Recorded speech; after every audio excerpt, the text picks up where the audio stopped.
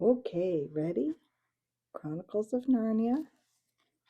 We're in the last chapter of book 2. This is The Lion, the Witch, and the Wardrobe. And this is The Hunting of the White Stag. Okay.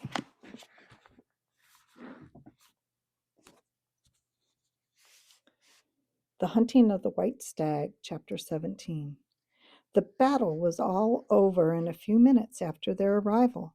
Most of the enemy had been killed in the first charge of Aslan and his companions, and when those who were still living saw that the witch was dead, they either gave themselves up or took flight. The next thing that Lucy knew was that Peter and Aslan were shaking hands. It was strange to her to see Peter looking as he looked now, his face so pale and stern, and he seemed to look so much older. It was all Edmund's doing, Aslan, Peter was saying. We had been beaten if it hadn't been for him. The witch was turning our troops into stone right and left, but nothing would stop him. He fought his way through the 3 ogres to where she was just turning one of your leopards into a statue. And when he reached her, he had the sense to bring his sword smashing down on her wand instead of trying to go for her directly and simply getting made a statue himself for his pains. That was the mistake all the rest were making. Once her wand was broken, we began to have some chance, if we hadn't lost so many already. He was terribly wounded. We must go and see him. They found Edmund in charge of Mrs. Beaver a little way back from the fighting line. He was covered with blood, his mouth was open, and his face was a nasty green color. Quick, Lucy, said Aslan. And then, almost for the first time, Lucy remembered the precious cordial that had been given her for a Christmas present. Her hands trembled so much she could hardly undo the stopper, but she managed it in the end and poured a few drops into her brother's mouth. There are other people wounded, said Aslan, while she was still looking eagerly into Edmund's pale face and wondering if the cordial would have any result. Yes, I know, said Lucy crossly. Wait a minute. Daughter of Eve, said Aslan in a graver voice, others also are at the point of death. Must more people die for Edmund? I'm sorry, Aslan, said Lucy, getting up and going with him. And for the next half hour they were busy, she attending to the wounded while he restored those who had been turned into stone. When at last she was free to come back to Edmund, she found him standing on his feet, and not only healed of his wounds, but looking better than she had seen him look for ages. In fact, ever since going to his first term at that horrid school, which was where he had begun to grow wrong. He had become his real old self again and could look you in the face. And there on the field of battle, Aslan made him a knight. Does he know, whispered Lucy to Susan, what Aslan did for him? Does he know what the arrangement with the witch really was? Hush! No, of course not, said Susan. Oughtn't he be told? Said Lucy. Oh, surely not, said Susan. It would be too awful for him. Think how you'd feel if you were he. All the same, I think he ought to know, said Lucy. But at that moment they were interrupted. That night they slept where they were. How Aslan provided food for them all, I don't know. But somehow or other, they found themselves all sitting down on the grass to a fine high tea at about 8 o'clock. The next day they began marching eastward down the side of the great river, and the next day after that, at about tea time, they actually reached the mouth. The castle of Cair Paravel on its little hill towered above them. Before them were the sands, with rocks and little pools of salt water and seaweed, and the smell of the sea, and long miles of bluish green waves breaking for ever and ever on the beach. And oh, the cry of the seagulls! Have you ever heard it? Can you remember? That the 4 children all managed to get down to the beach again and get their shoes and stockings and feel the sand on their toes.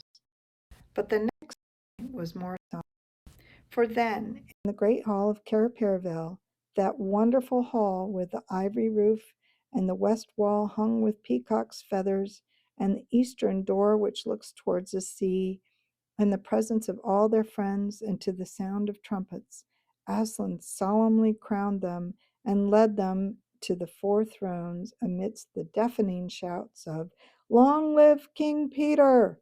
Long live Queen Susan! Long live King Edmund! Long live Queen Lucy!" Once a king or queen in Narnia, always a king or queen. Bear it well, sons of Adam. Bear it well, daughters of Eve, said Aslan. And through the eastern door, which was wide open, came the voices of the mermen and the mermaids swimming close to the shore, singing in honor of their new kings and queens. So the children sat on their thrones, and scepters were put in their hands, and they gave rewards and honors to all their friends, to Tumnus the fawn and to the beavers, and giant Rumblebuffin, to the leopards and the good centaurs and the good dwarfs, and to the lion. And that night there was a great feast in Cair Paravel, and revelry and dancing, and gold flashed and wine flowed, and answering to the music inside, but stranger, sweeter, and more piercing came the music of the sea people. But amidst all these rejoicings, Aslan himself quietly slipped away. And when the kings and queens noticed that he wasn't there, they said nothing about it, for Mr. Beaver had warned them. He'll be coming and going, he had said. One day you'll see him, and another you won't. He doesn't like being tied down, and of course, he has other countries to attend to. It's quite all right. He'll often drop in, only you mustn't press him. He's wild, you know, not a tame lion. And now, as you see, the story is nearly, but not quite, at an end. These two kings and two queens governed Narnia well, and long and happy was their reign. At first, much of their time was spent in seeking out the remnants of the White Witch's army and destroying them. Indeed, for a long time there would be news of evil things lurking in the wilder parts of the forest, a haunting here and a killing there, a glimpse of a werewolf one month and a rumor of a hag the next. But in the end, all that foul brood was stamped out, and they made good laws and kept the peace and saved good trees from being unnecessarily cut down, and liberated young dwarfs and young satyrs from being sent to school, and generally stopped busybodies and interferers, and encouraged ordinary people who wanted to live and let live. And they drove back the fierce giants, quite a different sort from the giant Rumblebuffin, in the north of Narnia when those ventured across the frontier. And they entered into friendships and alliances with countries beyond the sea and paid them visits of state and received visits of state from them. And they themselves grew and changed as the years passed over them. And Peter became a tall and deep chested man with a great warrior, and he was called King Peter the Magnificent. And Susan grew into a tall and gracious woman with black hair that fell almost to her feet. And the kings of the countries beyond the sea began to send ambassadors asking for her hand in marriage. And she was called Queen Susan the Gentle. Edmund was a graver and quieter man than Peter, and great in counsel and judgment. He was called King Edmund the Just. But as for Lucy, she was always gay and golden haired, and all the princes in those parts desired her to be their queen, and her own people called her Queen Lucy the Valiant. So they lived in great joy, and if they ever remembered their life in this world, it was only as one remembers a dream. And one year it fell out that Tumnus, who was a middle aged fawn by now and beginning to be a bit stout, came down river and brought them news that the white stag had once more appeared in his parts, the white stag who would give you wishes if you caught him. So these two kings and two queens, with the principal members of their court, rode a hunting with horns and hounds in the western woods to follow the white stag. And they had not hunted long before they had a sight of him. And he led them at a great pace over rough and smooth and through thick and thin, till the horses of all the courtiers were tired out, and these four were still following. And they saw the stag enter into a thicket where their horses could not follow. Then said King Peter, for they talked quite different style now, having been kings and queens for so very long. Fair consorts, let us now alight from our horses and follow this beast into the thicket, for in all my days I never hunted a nobler quarry. Sir, said the others, even so let us do. So they alighted and tied their horses to trees and went on into the thick wood on foot. And as soon as they had entered it, Queen Susan said, Fair friends, here is a great marvel, for I seem to see a tree of iron. Madam, said King Edmund, if you look well upon it, you will see it is a pillar of iron with a lantern set on the top thereof.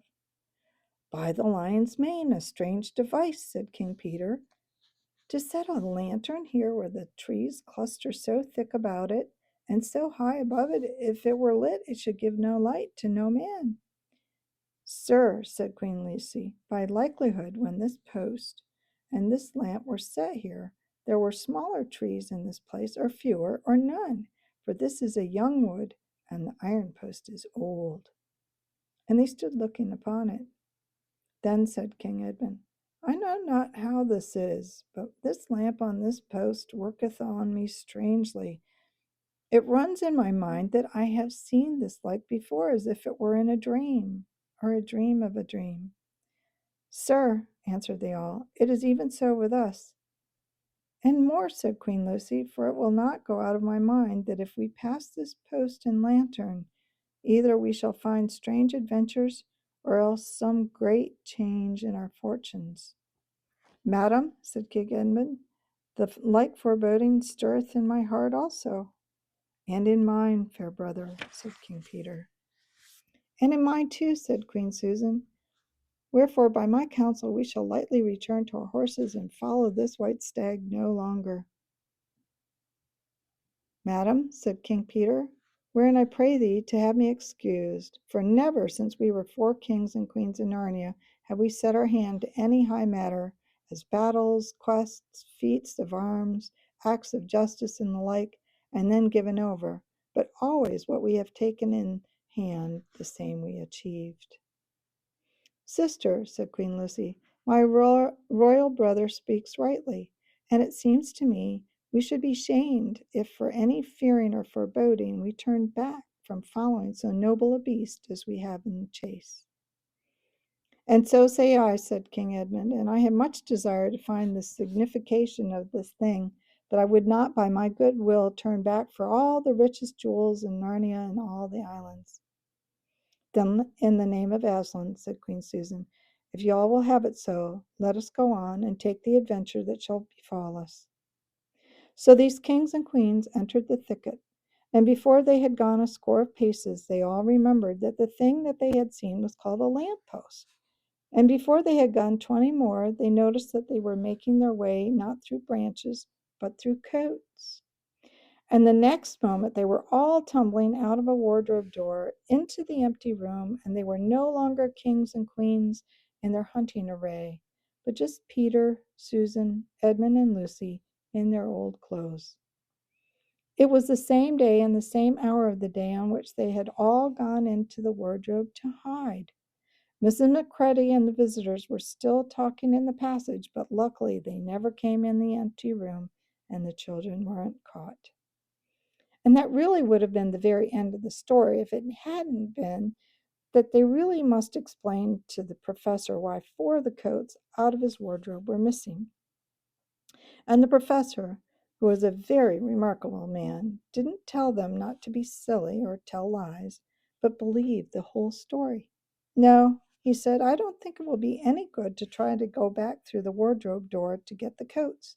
You won't get into Narnia again by that route. Nor would the coats be much use by now if you did, eh? What's that? Yes, of course you'll get back to Narnia again some day. Once a king in Narnia, always a king in Narnia. But don't go trying to use the same route twice. Indeed, don't try to get there at all. It'll happen when you're not looking for it. And don't talk too much about it, even among yourselves. And don't mention it to anyone else that you find that they've unless you find that they've had adventures of the same sort themselves. What's that?